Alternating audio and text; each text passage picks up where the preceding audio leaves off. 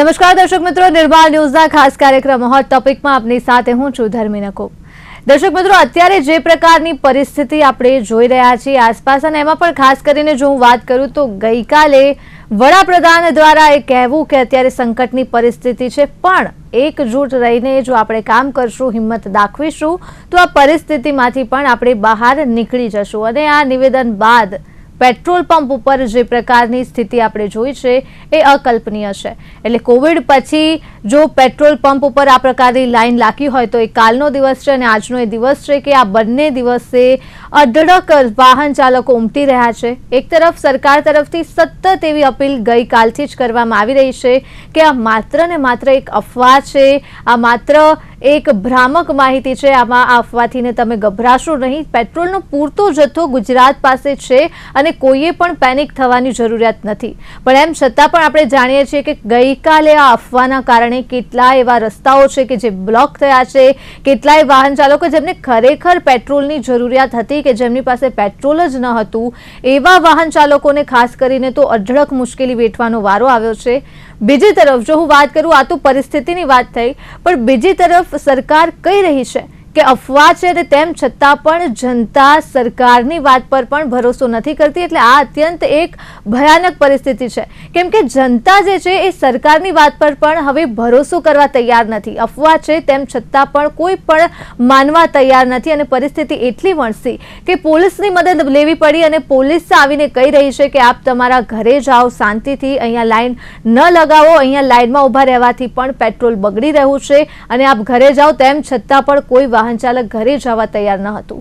એટલે અત્યારે આ પરિસ્થિતિ ઉપર જ વાત કરવી છે કે કયા પ્રકારે લોકો છે એ પેનિક કરી રહ્યા છે, ગભરાઈ રહ્યા છે, એક ફફડાટ જોવા મળી રહ્યો છે। અને હવે જ્યારે આપણે આ પરિસ્થિતિમાં છીએ તો આ પરિસ્થિતિનું સમાધાન શું, ચર્ચા કરવા માટે આપણી સાથે વિશ્લેષક ભાવિક રાજા જોડાયા છે। ભાવિકભાઈ, સૌથી પહેલા હાર્દિક સ્વાગત છે આપનું નિર્માણ ન્યૂઝમાં। ભાવિકભાઈ, દુઃખની સાથે કહેવું પડે કે અત્યારે આપણે આજે પરિસ્થિતિમાં મુકાયા છીએ। હું શરૂઆત જો કરું આજની આ ચર્ચાની તો સમગ્ર ભારત દેશમાં યુદ્ધની પરિસ્થિતિ સમગ્ર દેશને અસર કરે, પણ આ પેટ્રોલની અછતની જે પરિસ્થિતિ છે ગુજરાતમાં સૌથી વધારે વણસી છે અને એ પણ ખાસ કરીને મેટ્રો સિટીઝમાં આ પરિસ્થિતિ વધારે વણસી છે। એટલે આ શરૂઆત ક્યાંથી થઈ, મારે સૌથી પહેલા તો આપની પાસેથી એ જાણવું છે।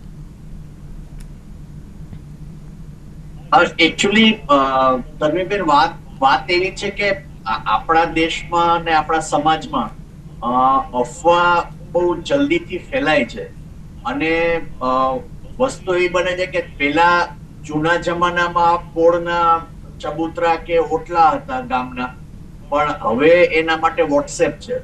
એટલે એ જે વાયરલ થઈ જાય છે અફવા, એના કારણે બહુ મુશ્કેલી ઊભી થાય છે। બીજું મને એક જે ઉદ્ગમ સ્થાન લાગે છે એ છે પ્રધાનમંત્રીએ જે સંસદમાં જે વાત કરી કે આપણે લોકડાઉન જેવી સ્થિતિ માટે તૈયાર રહેવું પડશે, આપણે એને સામે લડીશું।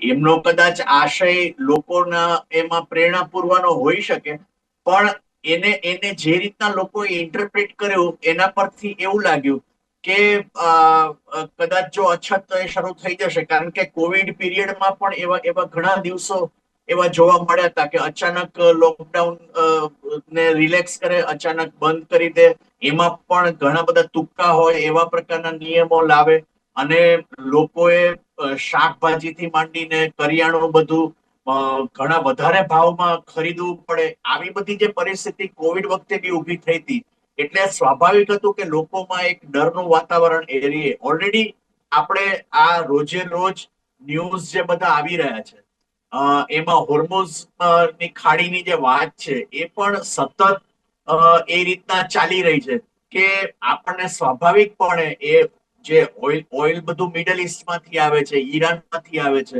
એટલે એ બધા જે ઓઇલ નો જે બાબત છે એટલે સ્વાભાવિકપણે આપણને એની ઇનસિક્યુરિટી થાય। એમાં કોઈ નવાઈની વાત મને નથી દેખાતી। અને ઉપરાંત પણ ઘણી બધી વાતો ચાલતી હતી, જેમ કે એક વાત એવી પણ ચાલતી હતી કે પેટ્રોલની જે કંપનીઓ છે, આઈઓસી હોય કે બાકી બધા જે હિન્દુસ્તાન પેટ્રોલિયમ હોય કે બીજા બધા જે છે, તો એ લોકોએ ડીલર્સને ક્રેડિટ ઉપર પેટ્રોલ આપવાનું બંધ કરી દીધું છે અને માત્ર કેશ ઉપર જ આપે છે, તો ઘણા બધા પેટ્રોલ પંપ ઉપર ખરેખર ઓનલાઈન એ લોકો પેમેન્ટ સ્વીકારતા જ નહોતા. તો ઘણા બધા લોકોને એને લઈને લાગ્યું કે અમે જે સાંભળ્યું છે એ સાચું છે. એટલે હવે જો આવી પરિસ્થિતિ હોય તો ખરેખર અફવા માટે કોને આપણે એને ઉદ્ગમ સ્થાન કયું આપણે ગણવું, અથવા તો કોને એના માટે જવાબદાર ગણવા, એ સૌથી વિચારવાની બાબત છે ધર્મીબેન. ભાવિકભાઈ, એટલે એ સવાલ થાય કે આપણે અત્યારે આ પરિસ્થિતિમાં મુકાયા છીએ. જો હું કાલને થોડી આંકડાકીય વાત કરું તો રોજનું અમદાવાદમાં 36 લાખ લીટર પેટ્રોલ જતું હતું, પણ જ્યારે અફવા ફેલાઈ એટલે માત્ર એક જ દિવસમાં બમણું પેટ્રોલ ગયું છે. એટલે એક તો એ પણ ફટકો પડ્યો છે, જે પેટ્રોલ પંપ ઉપર પૂરતો સ્ટોક હતો એ સ્ટોક પણ ખતમ થઈ ગયો છે અને કેટલાય પેટ્રોલ પંપ બંધ થયા છે, તેના ઉપર પણ આપણે આગળ વાત કરીએ. પણ સવાલ એ થાય કે જે પ્રકારે આ લોકો ગભરાઈ રહ્યા છે, આવી પરિસ્થિતિમાં આપણે પહેલાં પણ કોરોનાની પરિસ્થિતિમાં નીકળી ગયા છીએ, એટલે આપણા માટે આ પરિસ્થિતિ નવી ન કહી શકાય, કેમ કે આપણને ખબર છે કે આ પ્રકારે એ તો મહામારી હતી અને આ પરિસ્થિતિ અને કોરોનાની પરિસ્થિતિની આપણે સરખામણી જ ન કરી શકીએ. પણ મહામારીમાં પણ જો ભારત દેશ આગળ નીકળી ગયો હોય, અટક્યો ન હોય, તો પછી ભાવિકજી એવું તો અત્યારે શું થઈ રહ્યું છે કે માત્ર એક આ અફવાના કારણે લોકો આટલા ગભરાઈ રહ્યા છે, આટલા પેનિક કરી રહ્યા છે? એનો હિસ્ટ્રી બી છે ને ધર્મીબેન. તમે વિચારો કે જેમ કે બાટલાનું થયું, હજુ સુધી બી બાટલામાં લાંબી લાંબી લાઈનો છે.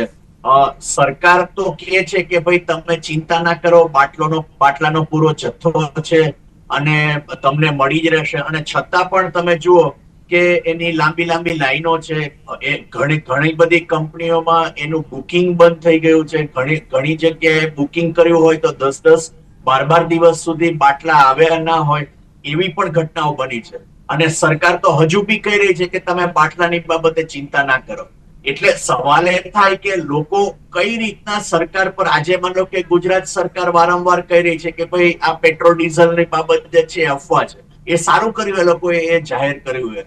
પણ વાત એમ છે કે લોકો જે પાસ્ટ જોયો છે, જે ભૂતકાળ જોયો છે, એ પરિસ્થિતિ, એના કારણે એ લોકો આ અફવા છે કે નહીં એનું કોઈ વેરિફિકેશન કે એ કઈ કરી શકે એવી કોઈ પોઝિશનમાં જ નથી.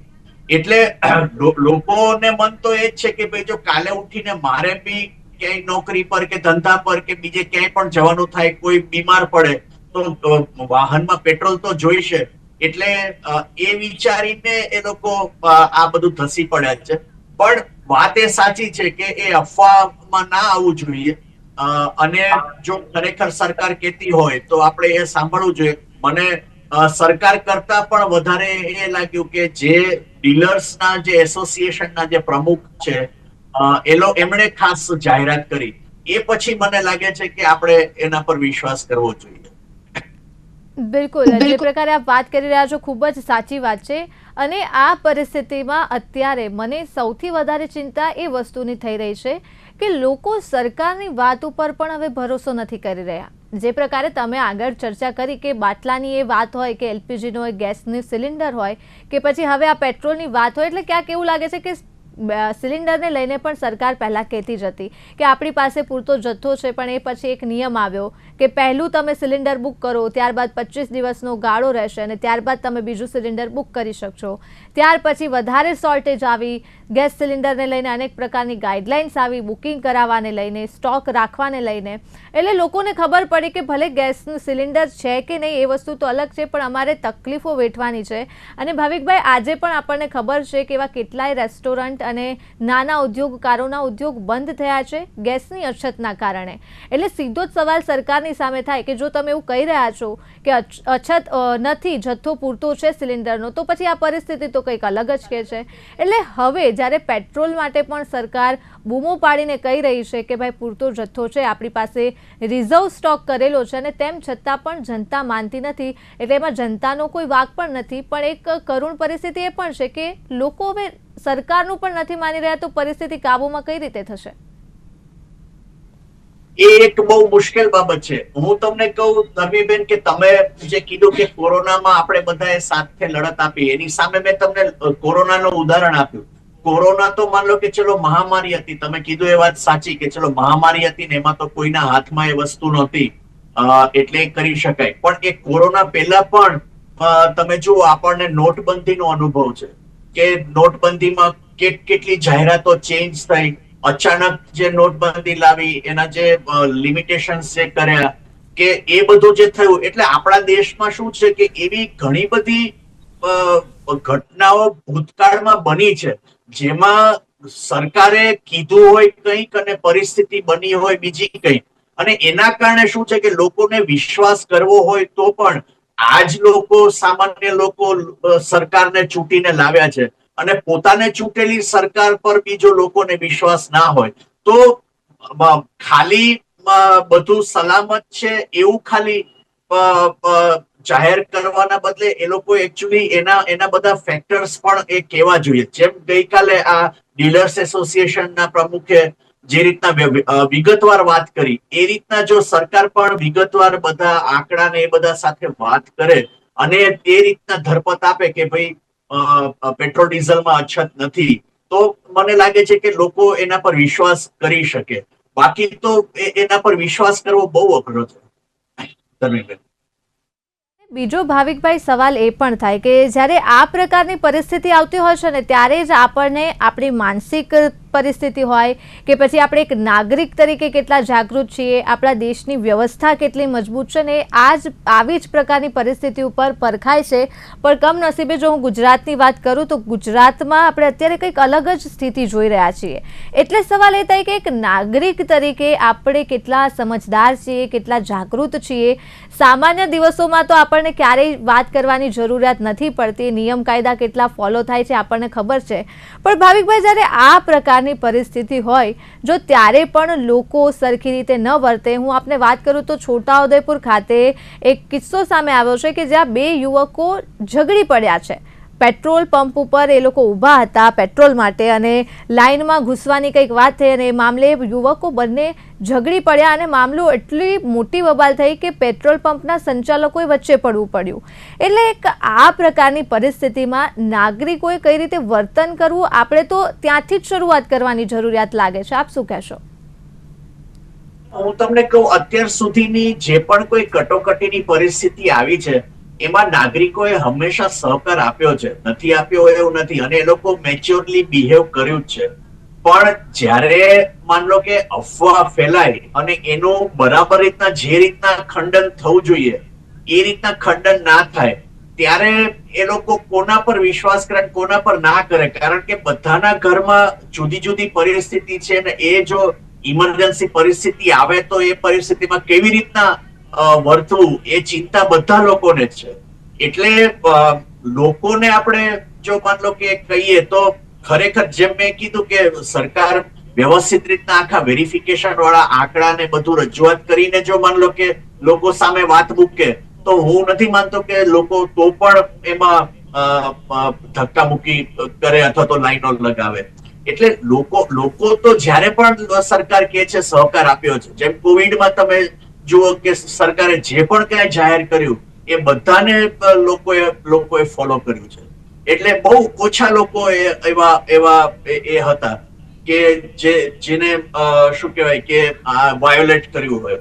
બાકી તો એ લોકો ફોલો કરતા જ હોય છે. પણ ઇવન કોવિડમાં તમે જુઓ કે એક સમયે સરકારે એમ કીધું કે અમે તમને કરિયાણાનો શાકભાજીનો બધો જથ્થો પૂરો પાડીશું, અને લોકો એમાં એ રહ્યા, અને પછી એમાંથી સરકાર પાછી પાની કરી તો મજદૂરોને બધાને બહાર નીકળવાનો એ મળ્યો. એટલે આવી બધી જે ઘટનાઓ ભૂતકાળમાં બની છે, એટલે લોકો મેચ્યોરલી બિહેવ કરવા માંગતા હોય તો પણ ના કરી શકે એ પ્રકારની પોઝિશન છે. જી, આપણી સાથે તનસુખભાઈ પરમાર કે જેઓ ખજાનચી છે FGPDAના. સૌપ્રથમ તનસુખભાઈ, હાર્દિક સ્વાગત છે આપનું નિર્માણ ન્યૂઝમાં. તનસુખજી, શરૂઆત કરું આ ચર્ચાની તો સીધો જ એ સવાલ ઊભો થાય કે જે પ્રકારે સામાન્ય જનતા એક તરફ પેનિક કરી રહી છે, સરકાર વારંવાર કહી રહી છે કે પૂરતો જથ્થો છે, પણ સામાન્ય જનતાનો સવાલ મારે આપને પૂછવો છે કે સામાન્ય જનતા કહી રહી છે કે જો પૂરતો જથ્થો છે તો પેટ્રોલ પંપ અમુક શા માટે બંધ થઈ રહ્યા છે? વિગતવાર જણાવો કે ગુજરાત પાસે કેટલો જથ્થો છે અને આ અફવા છે, વાસ્તવિકતા છે, અત્યારની પરિસ્થિતિ વિશે આપ જણાવો. તનસુખજી, આપનું માઇક મ્યુટ છે, અનમ્યુટ કરશો પ્લીઝ.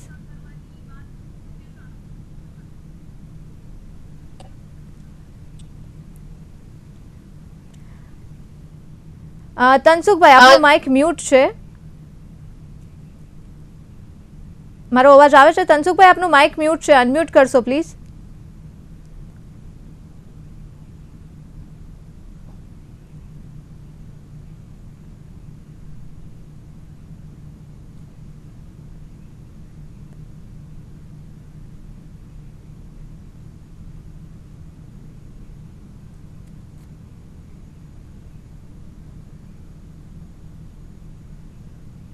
જી જી જી તનસુખભાઈ, અવાજ આવે છે. હવે આપ જોઈ રહ્યા સોમવાર બપોરથી અમદાવાદના પેટ્રોલ પંપ ઉપર જે લાંબી લાંબી લાઈનો લાગી રહી છે, તો બેન આજે અમદાવાદની વસ્તી મુજબ તમે જુઓ તો જે પેનિક થયું છે ને એવું પેનિક થયું છે, કસ્ટમરો બી આજે એની જરૂરિયાતથી 3 ગણું ફ્યુલ પેટ્રોલ પંપ ઉપરથી લઈ રહ્યા છે. જેથી કેવું થાય છે, આજે કોઈ 200 રૂપિયાનું ભરાવતા હોય તો એ 500 રૂપિયા 600 રૂપિયાનું ભરાવે છે. જેથી શું થાય છે કે કસ્ટમર એની જરૂરિયાતથી વધુ ફ્યુલ ભરાવી રહ્યા છે. એટલે પેટ્રોલ પંપ ઉપરથી જે સેલ રૂટીન છે એમાં બી એક ડબલ નો જમ્પ આવ્યો છે. હવે ગઈકાલે આ પરિસ્થિતિ થઈ, પેટ્રોલ પંપ ઉપર લાંબી લાંબી લાઈનો લાગી. અમે 12 કસ્ટમરોને કહેતા હતા તમને ફ્યુલ મળશે, તમે ચિંતા ના કરો. અને આપણા ગ્રુપ પ્રધાન હર્ષભાઈ સંઘવીએ બી કાલે રાજ્યને પ્રજાને સંબોધન કર્યું છે કે પ્રજાએ પેનિક થવાની જરૂર નથી, રેગ્યુલર પુરવઠો છે, બધાને મળી રહેશે. અને આપણા food and civil supply secretary Monaben ખંધારે બી રાજ્યના નાગરિકોને સંબોધન કરે છે. પણ હકીકતે જે પરિસ્થિતિનું સર્જન થયું છે ને એ માણસની જરૂરિયાત કરતા વધુ માંગ પુરવઠો ઉપાડી રહ્યા છે, જેને લીધે પેટ્રોલ પંપ ઉપર જે સ્ટોક 24 કલાક ચાલતો હતો એ 12 કલાકમાં ખતમ થઈ જાય. અને ડેપોનું ઓપરેશન ડે ટાઈમમાં હોય, ત્યાંથી ગાડીઓ ભરાઈને જે તે પેટ્રોલ પંપ ઉપર આવે. આ જે ટાઈમિંગ છે એને લીધે આ વસ્તુ બની છે. અને ગઈકાલે સાંજે તો તમામ પેટ્રોલ પંપ ઉપર કંપનીઓએ પેટ્રોલ ડીઝલનો જથ્થો તમામને પહોંચાડ્યો છે. અને આજે સવારે બી તમામ જગ્યાએ લોડિંગ ચાલુ છે. સવારે 6:30 વાગ્યાથી કંપનીએ લોડિંગ ચાલુ કરી દીધું છે. એટલે જે કઈ ક્રાઇસિસ બની રહી છે એ કસ્ટમરની જરૂરિયાત કરતા 3 ગણો માલ એ લોકો ઉપાડી રહ્યા છે, ત્યારે આ પરિસ્થિતિ થઈ છે. હવે અત્યારે બી મારે ત્યાં માણસો નહીં માનતા, અત્યારે બી લાઈન છે, આપ નહીં જાણી શકો. એટલે માણસો સમજતા નથી અને બસ અમને વધુ ફ્યુલ આપો, વધુ ફ્યુલ આપો.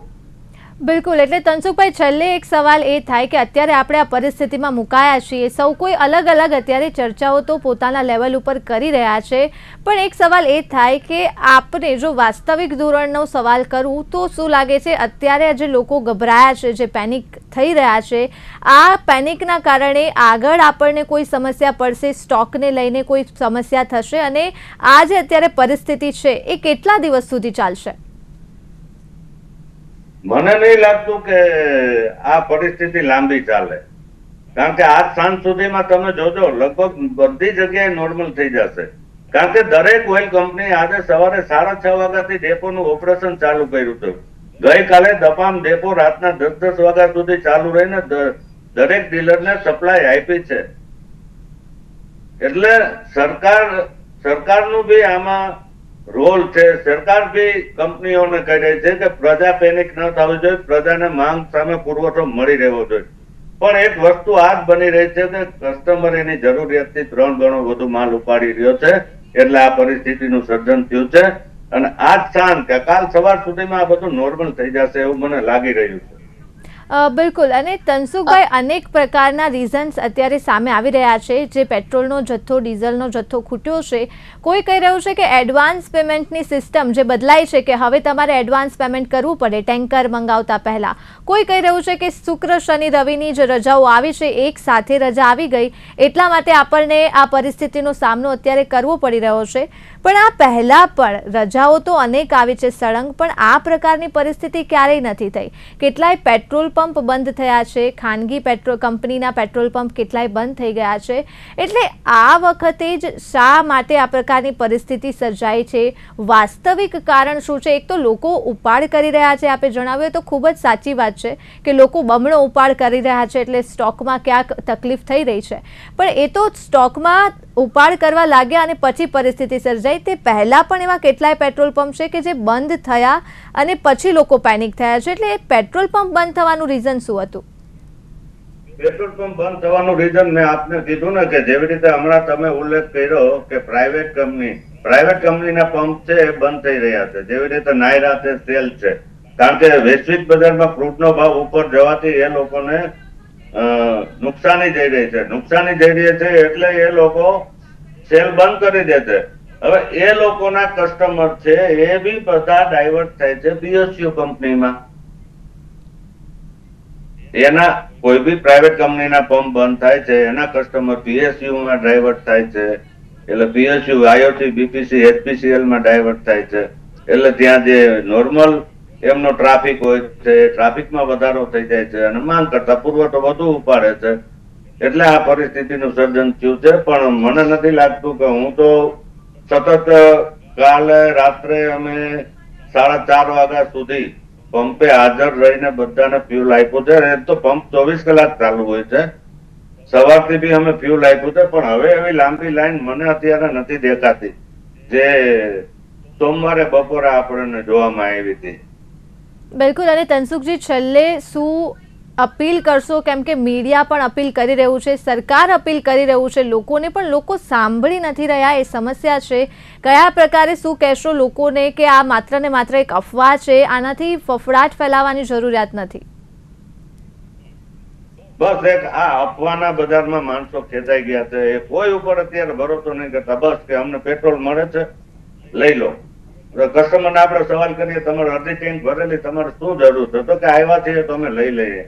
એટલે માણસો ક્યાંક ને ક્યાંક અમારી પાસે પુરવઠો હોવો જોઈએ, બસ આટલી જ વિચારસરણી રાખે છે. પણ એવી વિચારસરણી કોઈની નથી કે આજે મારી જરૂરિયાત 2000 રૂપિયાના પેટ્રોલની અઠવાડિયે છે તો હું 2000 નું ભરાવું, પણ એ નીતિ નથી. બસ મને પુરવઠો મળી જવો જોઈએ.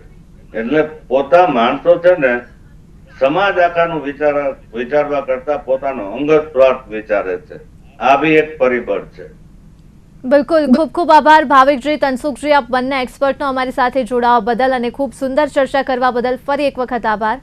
તો દર્શક મિત્રો, નિર્માણ ન્યૂઝના માધ્યમથી પણ હું આપ સૌ કોઈને અપીલ કરવા માંગીશ કે આ માત્ર ને માત્ર એક અફવા છે, અફવાઓથી દૂર રહેવું અને ખાસ કરીને કોઈ પણ પ્રકારે પેનિકમાં ન આવવું અને કોઈ પણ પ્રકારે જાહેર સ્થળો પર આપણા લીધે કોઈ અન્યને તકલીફ પડે એ પ્રકારની પરિસ્થિતિ તો બિલકુલ ન ઊભી કરવી. હાલ મને આપશો રજા. નમસ્કાર.